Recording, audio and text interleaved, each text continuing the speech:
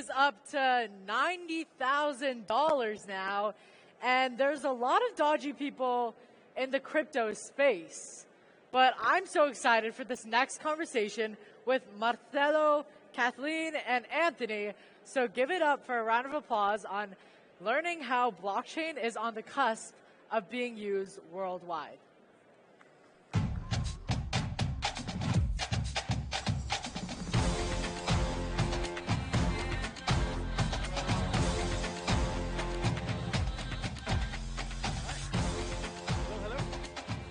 I sit in the middle? I sit on the end. You sit in the middle. All right. Hello WebSummit, Stage 8, 12th of November 2024, timestamp confirmed. Thank you so much, guys, for being here this afternoon. This is a panel focused on the future of blockchain, Web3, decentralized apps.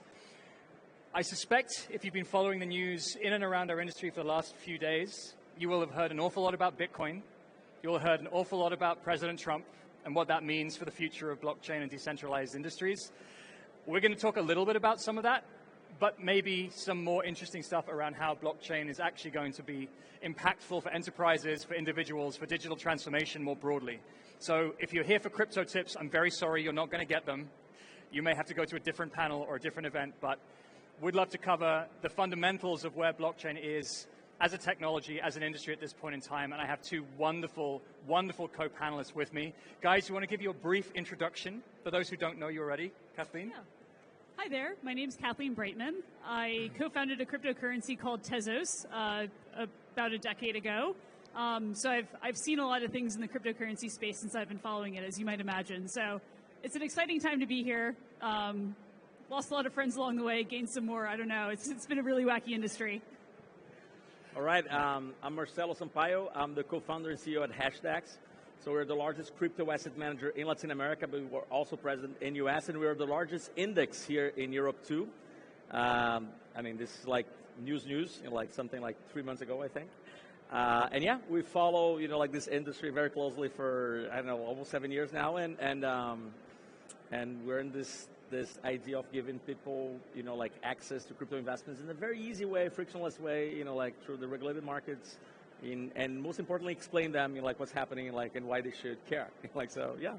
Amazing. Thank you, Kathleen, Marcelo. And I'm Anthony Day. I work with a project called Midnight. We're a blockchain that focuses on data protection and helping to shield sensitive data so that everybody can get access to on-chain applications. So with that as a start, as an introduction, you know who you're speaking with. I'd like to take a level set on where are we with blockchain and Web3 adoption at this point in time. This is a technology that has been available for over 10 years, as infrastructure, for applications, for tokenization, and we probably haven't yet seen the cusp or the full potential of widespread adoption of this technology. So I'd like to ask my co-panelists to give their take on where are we in the state of progress. Kathleen, I'll start with you. Yeah, I mean, I think for many, many years, the potential applications of cryptocurrencies have been grossly overstated. I think the notion of like a world's computer has been thoroughly debunked. I think cryptocurrencies do something really interesting that addresses what's effectively a corner case on the internet, but a corner case on the internet at scale is still a pretty impactful piece of technology. So what do blockchains do? They basically allow you to transfer value with someone who you may not know or may not have to trust, who could be anonymous, pseudonymous, or across the rest of the world. And basically you trust the outcome of that transaction because you trust the process. It's open sourced, you can query it, and sometimes semi-public, sometimes you use fancy encryption tools to make that assurance, but ultimately what you're doing is you're transferring value without having to use an intermediary, which for many years we've been trying to do, many centuries we've been trying to do as a society. So that's what's broadly impactful. I think, with the cryptocurrency space, what's been disappointing is that, by and large, it's been sort of overtaken by speculative gambling, in effect, that, not throwing the baby out with the bathwater has been an important priority for the last decade. More on gambling use cases shortly. Or on gambling use cases shortly. But broadly construed, I think, what it solves is still very important and was still very prescient when Bitcoin was introduced in 2009. There we go. And Marcelo, given you're straddling traditional finance, decentralized finance, and cryptocurrencies at large, where do you think we are? We've seen a lot in 2024 in terms of price action, in terms of ETFs, in terms of traditional banks starting to engage more regularly with tokenized and digital assets. How far do you think we are on the adoption spectrum at this point in time?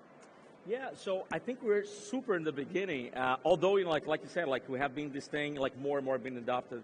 I always said that, people look too much at price, and obviously, like if you're in an investment, or looking to invest in crypto, you should be looking at price to some extent. But what generally we miss the point is that blockchain, or like Elizabeth Kathleen was saying, like it really solves something huge, and the potential for that, or the potential use cases are basically endless. And if you invest in crypto, the best thing that you have to do is basically to get in and to wait. That's the best way in crypto, to stay long enough for you to see this developing, because the potential is so big. So to answer your question, I think we have been making a lot of progress, and especially because traditional finance has finally been discovering crypto or having ways to actually access crypto better, sometimes through lawsuits, that the SEC have to lose.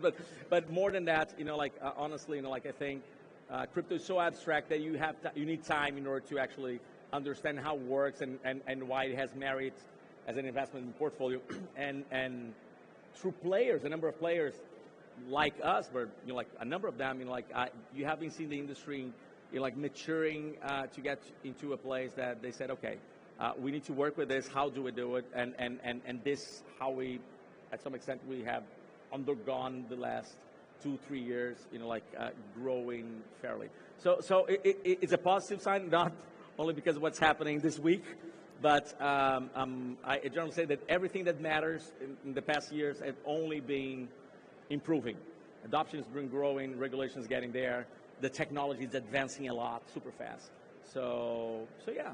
And we've got a taxonomy challenge there as well, right? You've got blockchain as the infrastructural technology. You've got cryptocurrencies as speculative assets, or even as investment vehicles for what could be considered the equivalent of high growth tech stocks. And then you have Bitcoin, right? And so, and this technology is everywhere across that spectrum. So maybe if we try to make it a little bit more approachable, I'd love us to pick some use cases or examples of how is blockchain technology being used today to create applications that are different, or to create experiences for individuals or organizations that is compelling. Kathleen, we talked about more use cases related to gambling, but Polymarket was one we talked about off-chain, off stage. Are there others, or does that stand out as a good use case for you in terms of a transformational blockchain-based application today? Yeah, I mean, there's a few use cases that have actually shown a bit of merit and had a fair amount of adoption relative to others. Polymarket being a prediction market that was extremely influential in this most recent election is one. Even though it wasn't available to people in the United States, it still predicted accurately the outcome of the presidential election. And there's markets for everything there. That's kind of interesting. The fact that it's so widely adopted and widely used is great. Stable coins, or things that are basically linked to traditional fiat currencies and used as a more efficient payment rail in some instances, are also extremely interesting, even though they haven't been, I guess, sanctified in the same way that some other exercises have been. And honestly, capital formation is kind of a classic crypto use case that's been sort of beaten to death, and probably the first wide-scale thing. What do you do with a cryptocurrency? Well, you crowdfund to make more cryptocurrencies. I don't know. That's been pretty popular. I think looking more broadly the next few months, now that there's a lot less ambiguity as to the status of cryptocurrencies in major markets like the US, there'll be more things like tying real-world assets to cryptocurrencies, because it'll be easier to navigate the regulatory environment, and there will be more assurance of that. Almost certainly that's what the parabolic rise in Bitcoin's price this week reflects, this lack of ambiguity in the US, which is, of course, the world's largest capital market. And I think more broadly, I think there's applications in gaming that culturally aren't a good fit right now, but could be in the next few years, potentially. And pretty much anything where you have native digital assets could be really fun. But yeah, remains to be seen. To Marcelo's point, it's the fact that there's been so much adoption of things like ETFs and more broadly things like prediction markets and stable coins is really encouraging that there might be other use cases down the pipe once it's a bit more normalized, and some of the infrastructure we were complaining about still about wallets backstage is potentially good. It's been an overcapitalized industry for the last 5 or 6 years, meaning there is some economic value or some sort of problem that it's solving, it being cryptocurrencies or blockchains more broadly, but it's been really hard to see that amidst a bit of speculative fervor, kind of obfuscating and amplifying certain elements that were adding less value. Got it. But the common denominator to the examples you've given there is that many of these applications or businesses are peer-to-peer, right? So they attract capital, ideas, funding from a wide base, multinational in most cases. The infrastructure is open source, so it's visible, auditable, transparent for those who want to look at it. It's then also an open platform so others can build on top of that, right? You can create your own markets, you can create your own applications, you can create your own meme coins if you choose to. I promise we weren't going to talk about meme coins, but actually as a concept, meme coins do, as a vehicle for attracting capital, present an interesting idea, saying actually if you can get enough people behind an idea, okay, maybe it's a meme on Twitter, but you can create a $100,000, $200,000, $1 million, $1 billion business that has capital, trading, and activity just based on a picture of a green frog. If you can do that, imagine what you could do with a business that has slightly broader implications on the world. Well, meme coins are an extension of NFTs or non-fungible tokens that were basically a way to trade digital assets that were uniquely identifiable. And I think it all kind of goes to this idea of like building community and in effect making like a peer-to-peer sort of stateless nation in some form. So yeah, it all kind of like rhymes and repeats and dovetails with one another. Exactly. The underlying capabilities there are those things that any organization can use. It's just the peer-to-peer innovative open source community have taken them first and have broken ground with those concepts. Marcelo, I'll come to you. What are the use cases or the examples that you talk to when you say, over the last 12 months, we've made real progress or we've got real demonstrable blockchain-based businesses that we're really proud of? Yeah. So last 12 months, I think, we're just talking about Polymarket, like you guys mentioned. I think this was maybe the example that got to the mainstream, right? People really used, you saw in newspapers every day, obviously the elections, right? But really, this is something that crypto can do that really gets to the masses. I think right now we still mostly in the infrastructure phase. It's almost like, okay, now we invented the car. The car is not going to get anywhere if you don't have roads, if you don't have gas stations, and so on. And we're still building a lot of that. But if you will, we are getting to a phase that now, especially what is happening in the U.S., and I was just saying that this is less about Trump, I think is more about the news around the Senate and the Congress that are pro-crypto, and I'm not talking about Republicans, I'm talking about literally an effort that was made to from the last 4 years, inform and kind of support, candidates that knew enough about crypto, in order to be able to be in a position to regulate that for the market to develop. And trust me, I'm not talking about for investments, I'm talking about really the big projects of the future that will create the solutions that they're going to come to the everyday basis for us, like Polymarket, but for everything. I think that crypto is just software, solving for whatever, not only money, but whatever, but with this ability to compensate whoever is making this open source software, and this being literally the currency or the ticket to enter the show for whoever wants to use the software. So Polymarket is an example. I was saying that one thing that I'm very excited about is it didn't happen yet really, but it's on its way. It's really identity. I think this is a major thing that blockchain or this architecture will solve in the coming few years. We have a big contender, which is WorldCoin with Sam Altman, ChatGPT, OpenAI. I don't know if it's going to be them that are going to get the network effects. Maybe, maybe not. But this is the architecture, and come on, the internet, has been striving to see identity solved from the beginning, and now we have a way to do it. I think a lot about the railroad boom of the 19th century when I think about cryptocurrencies, because that's another example of a technology that was new and provocative and fun, but also grossly overcapitalized. And as late as the 1920s, if you wanted to get from Boston to Washington, D.C., all on the East Coast of America, you actually had to switch in Philadelphia midway through in order to get to D.C. on the train, because they actually hadn't standardized the rail sizes between the two places, and you think that's a very popular corridor. But some of the downside of being, again, grossly overcapitalized is that there's no strong incentive to come to good standards between competing entities or competing projects. It almost distorts it in a profoundly bad way, to be grossly overcapitalized. And I think a lot of the skepticism of cryptocurrencies is that you see like tens of billions of dollars poured into this space, and what do you get? You get a bunch of like people trading tokens that exist for people trading tokens. It's like turtles all the way down. I've been calling it Ouroboros finance for a while.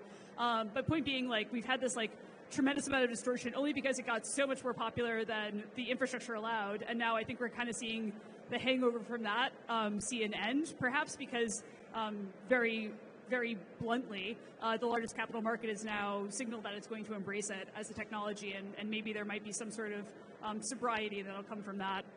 I think we're seeing a nice change in broadly Web3 ethos and blockchains. We're seeing more focus on interoperability, more projects that are able to connect pools of users, pools of liquidity, pools of capital, in a way that we've seen in banking established for decades, but now in a decentralized way.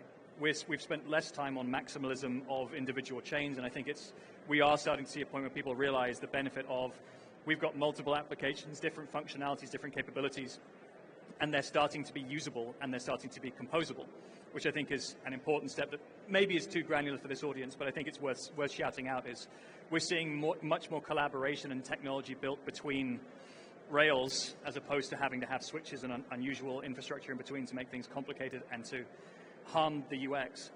I would probably add one more area of focus that I think is probably underrated and underappreciated in terms of the power of blockchain and cryptography more broadly. I work with a project called Midnight, and our focus is using technology called zero-knowledge proofs.